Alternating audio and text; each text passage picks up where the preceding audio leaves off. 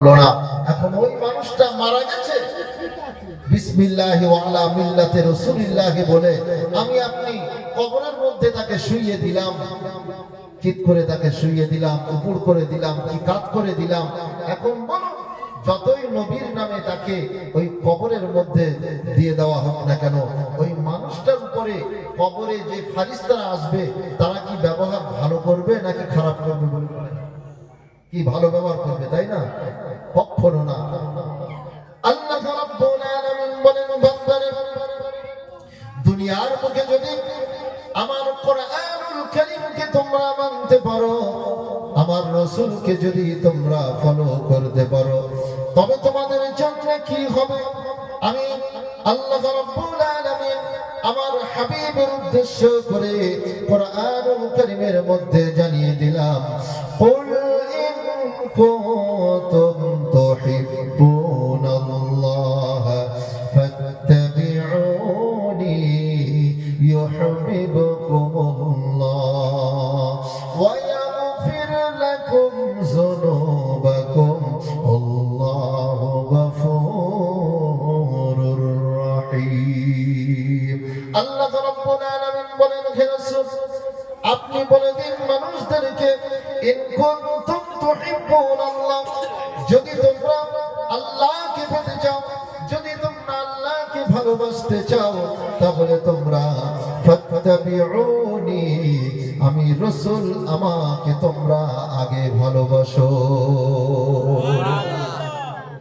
আল্লাহ পাক বলছেন যে হে রাসূল আপনি বলুন যে ও দুনিয়ার মানুষ, যদি তোমরা আল্লাহকে পেতে চাও, আল্লাহর সঙ্গে মহব্বত স্থাপন করতে চাও, তাহলে তারা যেন আমি আল্লাহ আমাকে ভালোবাসার আগে ফাত্তাবিউনি, তুমি রাসূল তোমার অনুসরণ অনুকরণ তারা যেন করে। আর একবার চিৎকার মেরে বলুন সুবহানাল্লাহ। এখন বলুন, সেই রাসূলকে স্বয়ং আল্লাহ বলছেন যে হে দুনিয়ার মানুষেরা, তোমরা আমার রাসূলের অনুকরণ করো, আমার রাসূলের ফলোয়ার হও, আমার রাসূলের অনুসারী হও। এখন আমরা যদি বলি যে আমরা রাসূলকে মানি না, নবীজি এই কথা বলেছে দৈনন্দিন 5 ওয়াক্ত নামাজ মসজিদে যেয়ে পড়তে হবে। মসজিদে যখন আযান হবে ভোরের সময়, আস-সালাতু খায়রুম মিনান নাওম, ঘুম হইতে নামাজ উত্তম। তখন এই ঠান্ডার মৌসুমে মানুষ যখন আরামের বিছানায় শুয়ে থাকে, আমার কি ভূতে ধরেছে যে আমি এই আরামের বিছানা আমি ছেড়ে দিয়ে আমি মসজিদে যে নামাজ আদায় করব, রাসূলের কথা কোথায় বলেছে এটা আমি মানি না। এই কথা যদি বলে কোনো মানুষ, তাহলে সে কি রাসূলের ফলোয়ার হতে পারলো বলে মনে হয়? ভাইরা আমার, গভীর মনোযোগ দিয়ে শুনুন। আল্লাহর রাসূল দিন দুনিয়ার বাদশা মুহাম্মদুর রাসূলুল্লাহ, সকলে বলুন সাল্লাল্লাহু আলাইহি ওয়াসাল্লাম। তার ফলোয়ার যারা ছিলেন তাদের মধ্যে একটা নাম আমি বলি, যার নাম ছিল হযরতে বিলাল রাদিয়াল্লাহু তাআলা আনহু। হযরতে বিলাল বিশ্বনবীর এমন একজন পাগল প্রেমিক সাহাবী। কিতাবের মধ্যে এসেছে বিশ্বনবী শুধু বলেছিলেন, ও আমার পাগল বিলাল, তুমি দৈনন্দিন যখন তুমি ওযু করবে, ওযু করার সাথে সাথে 2 রাকাত তাহিয়াতুল ওযুর নামাজ যদি তুমি আদায় করতে পারো, অবশ্যই আমি রাসূলুল্লাহ সাল্লাল্লাহু আলাইহি ওয়াসাল্লাম তোমার জন্য আমি রাসূলুল্লাহ ঘোষণা দিলাম, আল্লাহর দয়ার জান্নাত তোমার জন্য ওয়াজিব হয়ে যাবে। আল্লাহ রাসূল বললেন, হে আমার বিলাল, তোমাকে আমি একটা উপদেশ দিই, একটা কথা দিই, একটা কথা বলি, একটা সবক তোমাকে দিই, একটা সবক। যেমন আমরা যারা আল্লাহর ওলিদের দরবারে আমরা যাই, যারা আমরা বিভিন্ন পীর ওলিয়া উলিয়াদের দরবারে যে আমরা মুরিদান হয়ে আছি, হয়েছে, আমরা জানি যে আল্লাহর ওলিদের সুহবতে গেলে আল্লাহর ওলিয়া উলিয়ারা এক একটা দোয়া দরুদ, একটা সবক, ভালো পন্থা আমাদেরকে শিখিয়ে দেন। কি দেন তো নাকি? আল্লাহর কখনো তারা আমাদেরকে বিপদগামী করে না, যদি হক আল্লাহর ওলি হয়। আর যদি সে দুনিয়াদারির ওলি হয়, মানে দুনিয়ার প্রত্যাশা, দুনিয়ার লোভ লালস যদি থাকে, তাহলে সে আমাকে আপনাকে বিপদগামী করে দেবে। আপনার আমার চোখের অজান্তে তো আল্লাহ রাব্বুল আলামিন তার মাহবুব বান্দার যারা হয়, তাদের দরবারে গেলে এক একটা সবক দিয়ে দেয়। সেই সবকটা যদি আমি আপনি পুঙ্খানুপুঙ্খানু রূপে যদি মেনে দুনিয়ার বুকে চলতে পারি, অবশ্যই ওই আমলের বিনিময়ে আমার আপনার জন্য জান্নাত আল্লাহ পাক অবধারিত করে দেবেন। জোরে বলুন সুবহানাল্লাহ। এরকম অনেক নজির আছে, বললে অনেক সময় লাগবে। অনেক ওলিয়া উলিয়াদের ঘটনা আছে, কিন্তু আমি যাব আস্তে আস্তে সেদিকে ইনশাআল্লাহ। তো বিশ্ব নবী তিনি যে সবক দিলেন হযরতে বিলালকে, হযরতে বিলাল বললেন, ইয়া রাসূলুল্লাহ, ইয়া হাবিবাল্লাহ, হুজুর আপনি আমাকে যে নির্দেশটা দিয়েছেন, যে উপদেশটা দিয়েছেন, আমি মৃত্যুর আগ পর্যন্ত আপনার এই কথাটাকে আমি আমার বুকের ভিতরে ধারণ করে নিলাম। জোরে বলুন সুবহানাল্লাহ। ভাইরা আমার, হযরতে বিলাল রাদিয়াল্লাহু তাআলা আনহু তিনি এবার যখন 2 রাকাত নামাজ পড়ার জন্য হোক, 4 রাকাত নামাজের জন্য হোক, যখনই তিনি ওযু করতেন, ওযু করার সাথে সাথে 2 রাকাত তাহিয়াতুল ওযুর নামাজ ওযুর পরপরই তিনি আদায় করে নিতেন। কখনো নিজের বাড়িতে পড়তেন, কখনো মসজিদুন নববীতে যে 2 রাকাত তাহিয়াতুল ওযুর নামাজ আগে আদায় করে নিতেন, তারপরে বাকি নামাজগুলো তিনি আদায় করতেন। আল্লাহ রাব্বুল আলামিন বলেন, ও আমার হাবিব, ও আমার মুহাম্মদ, তুমি কি জানো, তুমি কি খবর রাখো, তোমার সাহাবী পাগল বিলাল, আমার বান্দা বিলাল, তোমার হুকুম মতো, তোমার আদেশ মতো, তোমার অনুসরণ অনুযায়ী তুমি যে হুকুম তার জন্য প্রদান করে দিয়েছো, যেদিন তুমি তার উপরে এই আদেশ দিয়েছো, ওই দিন থেকেই আমার পাগল বিলাল তোমার কথা অনুযায়ী পুঙ্খানু রূপে দুনিয়ার বুকে লালন পালন চলছে। ও আমার হাবিব, ও মুহাম্মদুর রাসূলুল্লাহ সাল্লাল্লাহু আলাইহি ওয়াসাল্লাম, আমি তোমাকে জানিয়ে দিলাম, তোমার পাগল প্রিয় সাহাবী বিলাল আজ থেকে সে যে 2 রাকাত তাহিয়াতুল ওযুর নামাজ আদায় করতেছে, এর জন্য আমি তার সম্মান, আমি আল্লাহ 7ম আসমান পর্যন্ত তার সম্মানকে আমি আল্লাহ পাক বাড়িয়ে দিলাম। কোন আসমান পর্যন্ত? 7ম আসমান পর্যন্ত। বিশ্বনবীর একটা আদেশকে মানার জন্য, ফলো করার জন্য হযরতে বিলালকে আল্লাহ পাক বিলালের সম্মান কতদূর পৌঁছে দিলেন? 7ম আসমান পর্যন্ত। আরেকবার জোরে বলুন সুবহানাল্লাহ। নারায়ে তাকবীর। আরেকটু জোরে হবে না? নারায়ে তাকবীর। ভাইরা আমার, সেই রাসূলের ফলোয়ার যদি আমরা হতে পারি, অবশ্যই আমার আপনার সম্মানটাও আল্লাহ পাক অনেক উচ্চ থেকে উচ্চতরে তিনি পৌঁছে দিতে পারেন। জোরে বলি সুবহানাল্লাহ। দেখেন, বিশ্বনবীর কথাগুলো মেনে, বিশ্বনবীর আদেশ উপদেশগুলো মেনে যারা চলেছিল, তারা কতটা কামিয়াবি হয়েছিল দুনিয়ায়। হযরত বিলাল রাদিয়াল্লাহু তাআলা আনহু যখন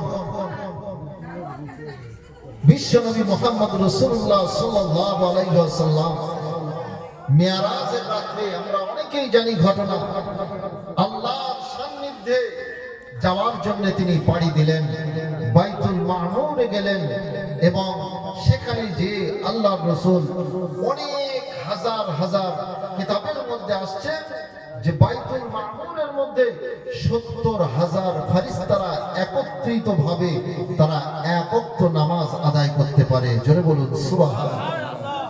একসঙ্গে 70,000 ফেরেশতারা সেখানে নামাজ পড়তে পারে, এত বড় জায়গা। কিতাবের মধ্যে এসেছে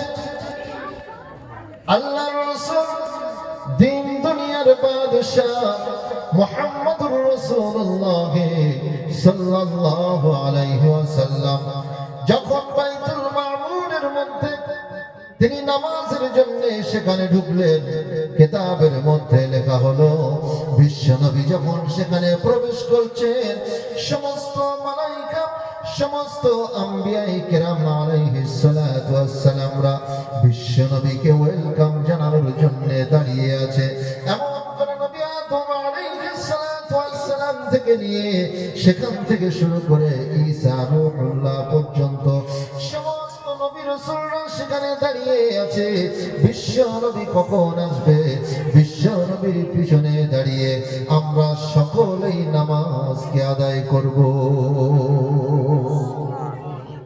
ভাইরা আমার, বাবাজি, আল্লাহর রাসূল বাইতুল মামুরের কাছে পৌঁছে গেলেন। সঙ্গে ছিলেন যিনি, তিনি অন্য কেউ নন, দুনিয়ার বুকের কোনো মানুষ নন, তিনি ছিলেন মালাইকা, আল্লাহ রাব্বুল আলামিনের একজন ফেরেশতা, হযরত জিবরিল আমিন আলাইহিস সালাতু ওয়াস সালাম। জিবরিল আমিন আলাইহিস সালাতু ওয়াস সালামকে বিশ্বনবী বললেন, ইয়া আখি জিবরিল, ও ভাই জিবরিল, আমরা এখন কোথায় আসলাম? জিবরিল আমিন বললেন, ইয়া রাসূলুল্লাহ, ইয়া হাবিবাল্লাহ, হুজুর, আপনি যে পবিত্রতম স্থানে আপনার কদম মোবারক রেখেছেন, এটা কোনো স্বাভাবিক জায়গা নয়, এটা হলো সেই জায়গা যেখানে দৈনন্দিন ৭০,০০০ আল্লাহর ফেরেশতারা নামাজ একত্রিতভাবে আদায় করতে পারে। একটা বার যে ফেরেশতা এই বাইতুল মামুরের মধ্যে নামাজ পড়ে নিল, তার জীবনে আর দ্বিতীয়বার চান্স সেখানে আর পায় না। জোরে বলুন সুবহানাল্লাহ। এমন একটা জায়গা পবিত্রময় যেখানে একবার যে ফেরেশতারা চান্স পায়, সুযোগ পায় একক নামাজের জন্য, সে তার জীবদ্দশায় আর একবারের জন্য দ্বিতীয়বার আর সুযোগ পাবে না। কত বড় বরকতময় স্থান বাইতুল মামুর। আমি ঘটনাটা বলছি না, সেই বাইতুল মামুরে যখন বিশ্বনবী কদম মোবারক রাখলেন, আমি হযরত বিলালের ঘটনা বলতে বলতে এখানে যাচ্ছি, আপনারা বিরক্ত হচ্ছেন নাকি বাবাজি? একটু দরুদ শরীফ পড়ুন তো। আল্লাহুম্মা সাল্লি আলা সাইয়্যিদিনা মাওলানা মুহাম্মদ ওয়া আলা আলি সাইয়্যিদিনা মাওলানা মুহাম্মদ। আমার মরণ আসিবে কখনো কেউ তো জানে না, আমার মরণ আসিবে কখনো কেউ তো জানে না। আমি চলে গেলে তোমরা আমায় ভুলে যেও না, আমি চলে গেলে তোমরা আমায় ভুলে যেও না। আমার মরণ আসিবে কখনো কেউ তো জানে না। এই দুনিয়ায় চিরজীবন থাকার জায়গা না, যিনি আপন তিনি কাঁদেন সোনার মদিনা। এই দুনিয়ায় চিরজীবন থাকার জায়গা না, অন্ধকারে কবর যে আমার আসল ঠিকানা। ও ভাই, অন্ধকারে কবর যে আমার আসল ঠিকানা। সবাই রেখে আমায় চলে যাবে, সঙ্গী হবে না। সবাই রেখে আমায় চলে যাবে, সঙ্গী হবে না। আমার মরণ আসিবে কখনো কেউ তো জানে না। তোমার আমার কে আপন একটু ভাবনা, যিনি আপন তিনি কাঁদেন সোনার মদিনা। ও ভাই, যিনি আপন তিনি কাঁদেন সোনার মদিনা। সেই নবীজির দিদার পেতে চলো মদিনা। ও ভাই, সেই নবীজির দিদার পেতে চলো মদিনা।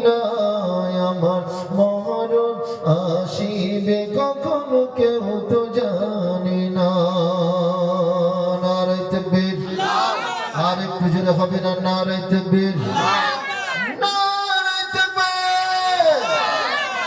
ভাইরা আমার, বাবাজিরা, যে কথা বলছিলাম, বিশ্বনবী আমার বাইতুল মামুরের দোরগোড়ায় পৌঁছে গেলেন। কিতাবের মধ্যে লেখা হলো, নবী আদম আলাইহিস সালাতু ওয়াস সালাম বললেন, ইয়া রাসূলুল্লাহ, ইয়া হাবিবাল্লাহ, মারহাবা মারহাবা ইয়া রাসূলুল্লাহ, মারহাবা মারহাবা ইয়া নবী আল্লাহ। বিশ্বনবী সমস্ত বাইতুল মামুরে যারা অবস্থান করেছিলেন, সারিবদ্ধভাবে মসজিদের মধ্যে যেমন সারিবদ্ধভাবে নামাজের মুসাল্লায় মানুষগুলো বসে থাকে, যেমন করে কাতার সোজা করে বসে থাকে, নামাজের জন্য সময়ের অপেক্ষা করতে থাকে, কখন ইমাম সাহেব সামনে যাবে, কখন নামাজে সবাই দাঁড়িয়ে যাবে। ঠিক অনুরূপ ভাবে সমস্ত আম্বিয়ায়ে কেরাম সবাই কাতার দিয়ে বসে আছে। বিশ্বনবী দরজার সামনে যখন গেলেন, সমস্ত আম্বিয়ায়ে কেরাম পিছনের দিকে তাকিয়ে দেখেন, যিনি দাঁড়িয়ে আছেন তিনি অন্য কেউ নন, তিনি এমন একজন মানব যার মুখের দিকে তাকালে মনে হয় তিনি অন্য কোনো কেউ নন, তিনি সাধারণ কোনো মানুষ নন, তিনি একমাত্র সাইয়্যিদুল মুরসালিন রাহমাতাল লিল আলামিন জগৎগুরু মুহাম্মদুর রাসূলুল্লাহ সাল্লাল্লাহু আলাইহি ওয়াসাল্লাম, যিনি ছিলেন প্রফেট, যিনি ছিলেন বিশ্ব মানবতার মুক্তির প্রতীক, যিনি ছিলেন বিশ্ব মানবতার মুক্তির দিশারি, সেই মুহাম্মদুর রাসূলুল্লাহ সাল্লাল্লাহু আলাইহি ওয়াসাল্লামের নূর মাখা মুখের দিকে যখন তাকালেন, সমস্ত নবী রাসূলরা লাব্বাইকা সাদিয়াকা ইয়া রাসূলুল্লাহ বলে চিৎকার করলেন। সকলেই বলে উঠলেন আলহামদুলিল্লাহ, আল্লাহর শুকরগুজারি হলেন। বিশ্ব নবী বললেন, ও আল্লাহর পয়গম্বরেরা, তোমরা কেমন আছো? তোমরা ভালো আছো নাকি? সমস্ত আম্বিয়ায়ে কেরাম বললেন, আমরা ভালো আছি ইয়া রাসূলুল্লাহ, ইয়া হাবিবাল্লাহ, হুজুর আপনাকে একটু দেখার জন্য, আপনার পিছনে নামাজ পড়ার জন্য আমরা দীর্ঘদিন থেকে প্রতীক্ষায় ছিলাম, কখন আপনার মিয়ারাজ সংগঠিত হবে, কখন আপনাকে আল্লাহ রাব্বুল আলামিন পৃথিবীর জমিন থেকে তুলে এনে বাইতুল মামুরের মধ্যে নিয়ে আসবেন, আর আপনার পিছনে আমরা আপনার ইমামতিতে আমরা নামাজ আদায় করার সৌভাগ্য পাবো। এই প্রতীক্ষায় থাকার পরে আজ আমাদের সেই প্রতীক্ষার অবসান ঘটবে ইয়া রাসূলুল্লাহ। আমাদের আজ এমন একটা সৌভাগ্যের দিন, সৌভাগ্যের মুহূর্ত ইয়া রাসূলুল্লাহ, হুজুর আপনি আজকে আমাদের জন্য দোয়া করুন, আল্লাহ যেন আমাদের সকলের জন্য তার জান্নাত যেন অবধারিত করে দেয়। বিশ্বনবী আমার বললেন, ও আল্লাহর পয়গম্বরেরা, তোমরা চিন্তা করো না, আমি রাসূলুল্লাহ সাল্লাল্লাহু আলাইহি ওয়াসাল্লাম আমাকে আজ এই বাইতুল মামুরের মেহমান হিসেবে এনেছেন, তবে আমি নামাজ পড়াতে পারবো কিনা এটা বলতে পারবো না, এটা আমি জানি না। যদি আল্লাহর নির্দেশ থাকে তবে তোমরা সৌভাগ্য অর্জন করবে। আল্লাহ রাব্বুল আলামিন যদি নির্দেশ দেন তবে আমি তোমাদের নামাজের ইমামতি আমি করব, অন্যথায় আল্লাহর এত নবীরা থাকতে আমি বিশ্ব নবী, আমি সামনে যে ইমামতি করব না। আচ্ছা বলুন, বিশ্ব নবী এই কথা বলে অন্যান্য নবীদের মর্যাদা কমালেন না বাড়িয়ে দিলেন? বাড়িয়ে দিলেন। তিনি রাহমাতাল লিল আলামিন হলেন, যিনি ছিলেন সৃষ্টির শ্রেষ্ঠ, সৃষ্টির সেরা, সৃষ্টির শ্রেষ্ঠ মহামানব, যাকে সৃষ্টি না করলে আল্লাহ পাক দুনিয়ায় অন্য কিছুই সৃজন করতেন না। সেই আল্লাহ, সেই নবী মুহাম্মদ রাসূলুল্লাহ সাল্লাল্লাহু আলাইহি ওয়াসাল্লাম বলেন যে আল্লাহ যদি নির্দেশ দেন তবে আমি ইমামতি করব, আর আমি ইমামতি, আমি আজ তোমাদেরকে তোমাদের সামনে যে ইমামতি করব, এটা আমি চাই না। তবে আল্লাহর যদি হুকুম হয়, আল্লাহর যদি নির্দেশ আসে, তবে আমি করব। কারণ তোমাদের সামনে যে ইমামতি করব, এই মন, এই উদ্দেশ্য নিয়ে আজ আমি দুনিয়ার এই ধুলার ভরা মাটি থেকে আজ আমি এই বাইতুল মামুরে আমি আসি নাই। জোরে বলুন সুবহানাল্লাহ। এখন ওই পবিত্রময় স্থানে, ওই ইবাদতের গৃহে, ঘরে অন্যান্য নবীরা মনে মনে ভাবছে যে আজ আমাদের এখানে যিনি এসেছেন বিশ্ব নবী মহামানব, আজকে যদি এই ইমামতির চান্স যদি আমি নবী ইব্রাহিম আমি যদি আজ পাই, তাহলে আমি সব থেকে বড় সৌভাগ্যবান। জোরে বলুন সুবহানাল্লাহ। ভাইরা আমার, কিতাবের মধ্যে এসেছে নবী মুসা আলাইহিস সালাতু ওয়াস সালাম তিনি মনে মনে ভাবছেন যে আজকের এই পবিত্রময় দিনে যিনি আজ বাইতুল মামুরের মেন মেহমান, যিনি প্রধান গেস্ট হিসেবে এসেছেন, তিনি হলেন রাহমাতাল লিল আলামিন, তিনি হলেন আল্লাহ পাকের সমস্ত মেহমানদের ভিতরে যিনি হলেন প্রধান মেহমান। এই প্রধান মেহমানের সামনে আজ যদি আমি ইমামতের নির্দেশ পেয়ে যাই, তাহলে আমি হয়তো সব থেকে সৌভাগ্যবান হয়ে যাব। আল্লাহ রাব্বুল আলামিনের কাছে এই প্রত্যাশা, এই আকাঙ্ক্ষা নিয়ে মনে মনে ভাবছেন। কিন্তু আল্লাহ রাব্বুল আলামিন জিবরিল আমিনকে বললেন, জিবরিল রে, আজকের দিনে আমার রাসূল, আমার প্রিয় মুহাম্মদ সমস্ত পয়গম্বরদের পিছনে নামাজ আদায় করবে। ঈসা রূহুল্লাহ নামাজ পড়াবে, নবী ইব্রাহিম নামাজ পড়াবে, নবী মুসা আলাইহিস সালাতু ওয়াস সালাম ইমামতি করবে, আর আমার রাসূল পিছনে দাঁড়িয়ে ইক্তেদা করবে। আমি আল্লাহ রাব্বুল আলামিন এটা কখনোই চাইবো না। জোরে বলুন সুবহানাল্লাহ। এটা আমি আল্লাহ কখনো চাইবো না যে আমার রাসূল পিছনে দাঁড়িয়ে নামাজ পড়বে আর নবী ইব্রাহিম নামাজ পড়াবে, নবী মুসা আলাইহিস সালাতু ওয়াস সালাম নামাজ পড়াবে। না, এটা সম্ভব নয়। ভাইরা আমার, বাবাজিরা, আল্লাহর রাসূল একটা কাতার এর সামনে যখন কদম রাখলেন, দ্বিতীয় কাতারের সামনে যখন কদম মোবারক রাখলেন, এক এক কাতারের পয়গম্বরেরা বিশ্ব নবীকে আগের দিকে বাড়াতে লাগলেন। আর বিশ্ব নবী যখন হেঁটে হেঁটে যাচ্ছেন, আস্তে আস্তে করে যেতে যেতে বিশ্ব নবীর কানের মধ্যে একটা আওয়াজ যেন ভেসে আসলো। বিশ্ব নবীর সেই আওয়াজটা যখন তার কর্ণ পাখি এসে পৌঁছে গেল, বিশ্ব নবী তিনি অনুভব করলেন এই আওয়াজটা কার হতে পারে। তিনি গভীর মনোযোগ দিয়ে ভাবলেন, এটা কোনো বাইতুল মামুরের মধ্যে কোনো ফেরেশতার পায়ের আওয়াজ নয়। এই বাইতুল মামুরের চতুর্পার্শ্বে যে সমস্ত জিন এবং ফেরেশতারা ঘোরাঘুরি করে, তাদেরও পায়ের কদমের আওয়াজ নয়। এটা হলো সেই মানুষের পায়ের আওয়াজ, যিনি হলেন আমার পাগল সাহাবী হযরতে বিলাল রাদিয়াল্লাহু তাআলা আনহু। আর একটু জোরে হবে না সুবহানাল্লাহ? নারে তাকবীর।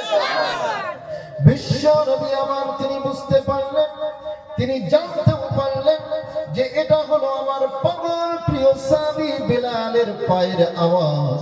তবুও তিনি জানার জন্য তিনি ওই কথাটি তার যিনি সঙ্গী ছিলেন হযরতে মালাইকা জিবরিল আমিন আলাইহিস সালাতু ওয়াস সালামকে বললেন, ইয়া আখি জিবরিল, ও ভাই জিবরিল, তুমি কি বলতে পারো এই যে পায়ের আওয়াজের একটা ধ্বনি শব্দ পাওয়া যায়, এই আওয়াজটা কার আওয়াজ?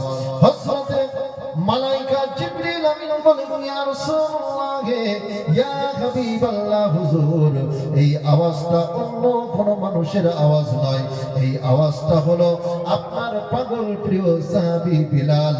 সে মসজিদুন নববীর দিকে 2 রাকাত নামাজ, 2 রাকাত তাহিয়াতুল ওযু এবং ফজরের নামাজ আদায়ের জন্য ওই মসজিদুন নববীর দিকে সে যাইতেছে, এই জন্য তার পায়ের জুতোর আওয়াজগুলো আপনার আরশে আজিমে আল্লাহ পাক মর্যাদা স্বরূপ পৌঁছে দিয়েছে। সুবহানাল্লাহ, আল্লাহ পাক মর্যাদা স্বরূপ হযরত বিলালের পায়ের আওয়াজ বাইতুল মামুর তথা সপ্তম আসমানে বিশ্ব নবীর কর্ণ মুবারকে কানে আল্লাহ পাক পৌঁছে দিলেন। জোরে বলুন সুবহানাল্লাহ। আচ্ছা বলুন, হযরত বিলাল তিনিও তো আমাদের মতো একজন মানব ছিলেন, মানুষ ছিলেন, তাই না বাবাজি? কিন্তু হযরত বিলালের সঙ্গে আমাদের পার্থক্য হলো এটা যে তিনি বিশ্ব নবীকে দেখেছেন, তিনি বিশ্ব নবীর অনুকরণ করেছেন, আর তিনি আমল এমন ভাবে করেছেন যে আমলের বলে বলিয়ান হয়ে আল্লাহর নৈকট্য অর্জন করতে পেরেছিলেন। জোরে বলুন সুবহানাল্লাহ। আর আমরা আল্লাহর নৈকট্য অর্জন করার নাম শুধু আমরা মুখে বলি যে আমরা আল্লাহ ছাড়া কিছু বুঝি না, কিন্তু সপ্তাহে 3 দিন 4 দিন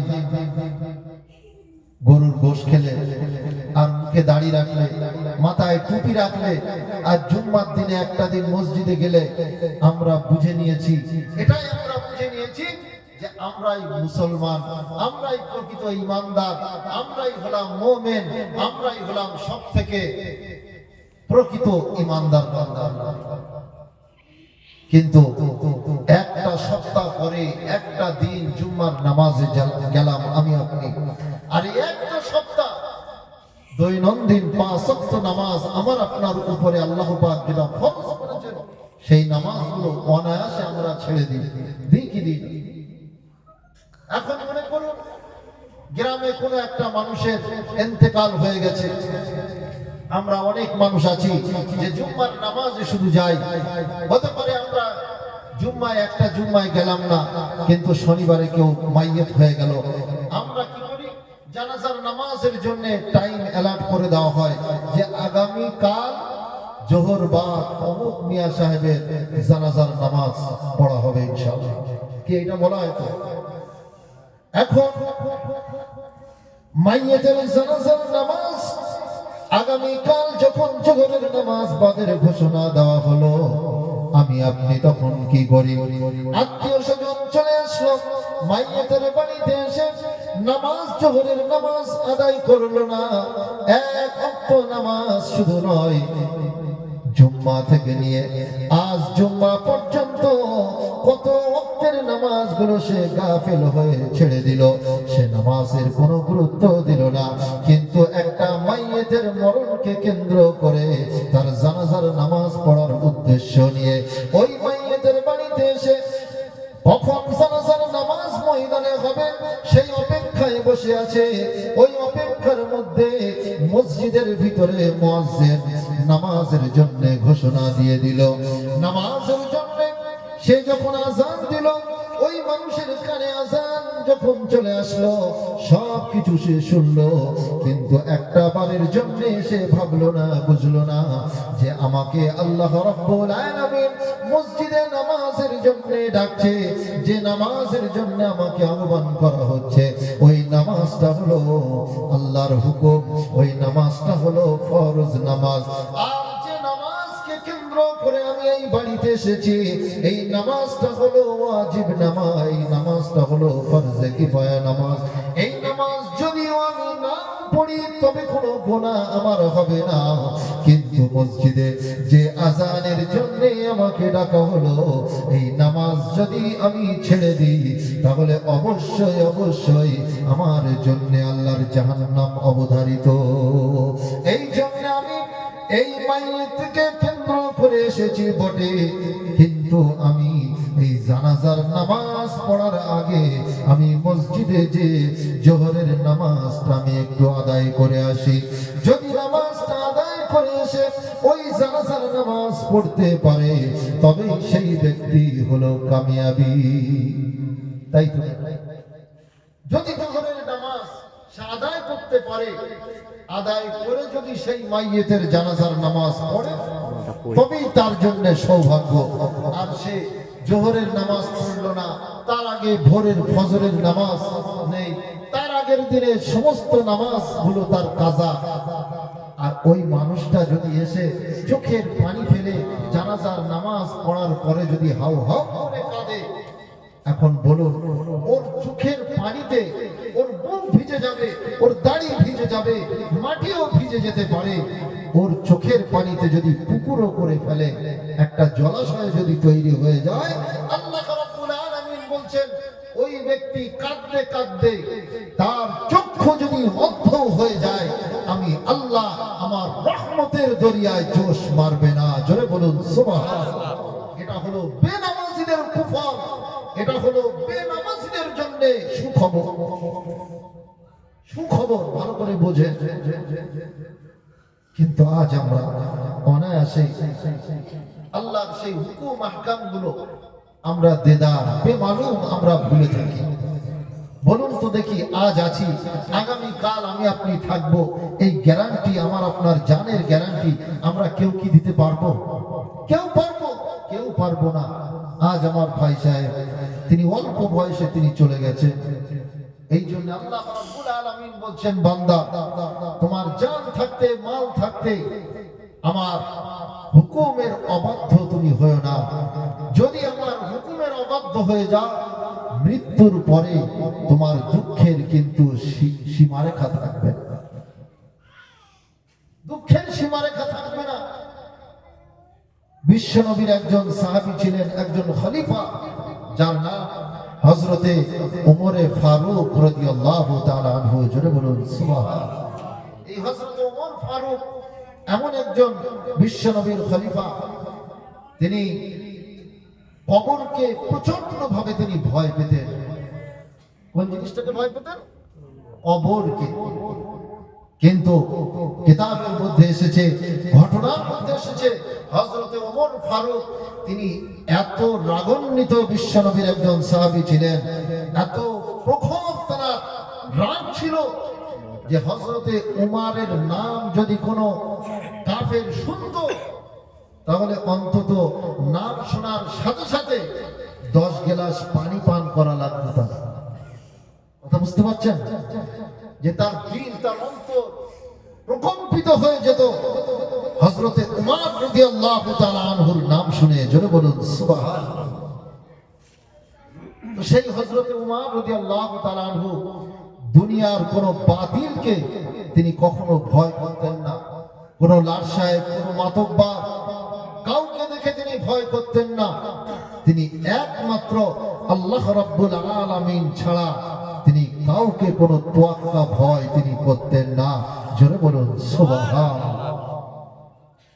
কিন্তু কিতাবের মধ্যে এসেছে হযরতে ওমর ফারুক রাদিয়াল্লাহু তাআলা আনহু, যে ওমর কোন মানুষের ভয় করতেন না, যে ওমর কোন মাতব্বরকে দেখে ভয় পেতেন না, সেই ওমর রাদিয়াল্লাহু তাআলা আনহু কোন এক গভীর রজনীতে মসজিদুন নববীর ভিতরে আলোগুলো বন্ধ, অন্ধকারের মধ্যে বসে হযরত ওমর হাউ হাউ করে কাঁদে, আল্লাহর কাছে ফরিয়াদ করে, আল্লাহ রে, আমি একটা মানুষ, আমার নাম হলো ওমর, দুনিয়ার বুকে আমার অনেক যশ, অনেক খ্যাতি, অনেক মানুষ আমাকে ভয় করে, অনেক মানুষ আমাকে পাওয়ারফুল ওমর হিসেবে চেনে, কিন্তু আমি ওমর, আমি তো জানি আমি একজন তোমার নগণ্য বান্দা। আল্লাহ, আমি তোমার কাছে ভিক্ষা চাই, আমি তোমার কাছে দোয়া করি, আল্লাহ, আমি ওমর, আমি যখন মারা যাব,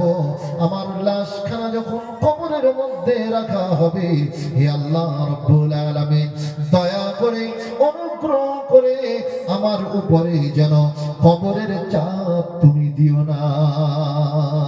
জোরে বলুন। তিনি কবরকে এত ভয় পেতেন, হাউ হাউ করে ডুকরে ডুকরে কাঁদতে কাঁদতে এই কথাগুলো বলছেন যে আল্লাহ, কবরের চাপ আমি ওমর আমার শরীরে যেন আল্লাহ তুমি দিও না, কারণ আমি একজন তোমার নগণ্য বান্দা। যদি কবরের 500 চাপ যদি আমার শরীরে দেওয়া হয় আল্লাহ, আমি ওই কবরের চাপ ওমর সইতে পারবো না। জোরে বলুন সুবহানাল্লাহ। তার এত ইবাদত, এত আল্লাহর বন্দেগী এমন শুকরগুজারি ছিলেন জানার সার্টিফিকেট স্বয়ং বিশ্বনবী দুনিয়া থেকে দিয়েছিলেন। জোরে বলুন সুবহানাল্লাহ। তবুও তিনি কবরকে ভয় পেতেন। এমন করে হযরত ওমর কোন সময় বলতেন, হে আল্লাহ রাব্বুল আলামিন, তিনি উন্মুক্ত তৃণভূমিতে তিনি চলে যেতেন। কোন ময়দানে যে ঘাসের দিকে তাকিয়ে তিনি বলতেন, হে ওমর, যদি তোমাকে আল্লাহ ওমর না তৈরি করে, যদি কোনো একটা লোকালয়ের ভিতরে কোনো একটা মাঠে কোনো মরুভূমির উপরে যদি তৃণ হিসাবে তোমাকে সৃষ্টি করত, যদি ঘাস হিসাবে তোমাকে তৈরি করা হতো, তাহলে ওই ঘাসগুলো দুনিয়ার বুকে বিভিন্ন জন্তু জানোয়ারেরা খেয়ে নিত। কাল কিয়ামতের ময়দানে আসামির কাঠ গড়ায় উমর হিসেবে দাঁড়াতে হতো না। হযরত উমর এইভাবে নিজের সঙ্গে নিজে এইভাবে কথা বলতেন যে, হে উমর, যদি তুমি আজকে উমর হয়ে দুনিয়ায় না এসে যদি আল্লাহ তোমাকে এই ময়দানের এই মরুভূমির ঘাস করে যদি পাঠাতো, গরু ছাগল ভেড়া দুম্বারা উটেরা এই ঘাসগুলো খেয়ে নিত, কিয়ামতের ময়দানে আসামির কাঠগড়ায় কোনোদিন দাঁড়াতে হতো না, কতই না আমি সৌভাগ্যবান হতাম। এই বলে তিনি নিজের সঙ্গে নিজে কথোপকথন করতেন। ভাইরা আমার, বাবাজিরা, একটু দরুদ শরীফ আল্লাহুম্মা সাল্লি আলা সাইয়্যিদিনা মাওলানা মুহাম্মদ ওয়া আলা আলি সাইয়্যিদিনা মাওলানা মুহাম্মদ। ভাইরা আমার, বাবাজিরা, আমি আমার বক্তব্য আর দীর্ঘায়িত করব না। স্বল্প সময়ের ভিতরে যা কিছু বললাম, যা কিছু শুনলাম, আমরা প্রত্যেকেই শোনা বুঝার থেকে আল্লাহর কাছে আমরা ফরিয়াদ করি যে আল্লাহ পাক যেন আমাদেরকে মেনে এই দুনিয়ার বুকে মৃত্যুর আগ পর্যন্ত যেন চলার তৌফিক দান করেন। সকলে বলি আমিন, আল্লাহুম্মা আমিন। ওমা তৌফিকি ইল্লা বিল্লাহ, আলাইহি তাওয়াক্কালতু ওয়া ইলাইহি উনীব। আসসালামু আলাইকুম ওয়া রাহমাতুল্লাহ। এখন আপনাদের সম্মুখে যিনি বক্তব্য রাখতে আসছেন, আমাদের সকলের সুপরিচিত বক্তা, স্থানীয় ইমাম জনাব হাফেজ মাওলানা মোহাম্মদ আব্দুল আজিজ সাহেব। সকলে ধীরস্থিরভাবে তানার মুখে আল্লাহর পবিত্র গ্রন্থ আল কোরআনুল কারীম, বিশ্ব নবীর জীবন আদর্শ আপনারা সকলেই শ্রবণ করুন। দরুদ শরীফ আল্লাহুম্মা সাল্লি আলা সাইয়্যিদিনা মাওলানা মুহাম্মদ ওয়া আলা আলি সাইয়্যিদিনা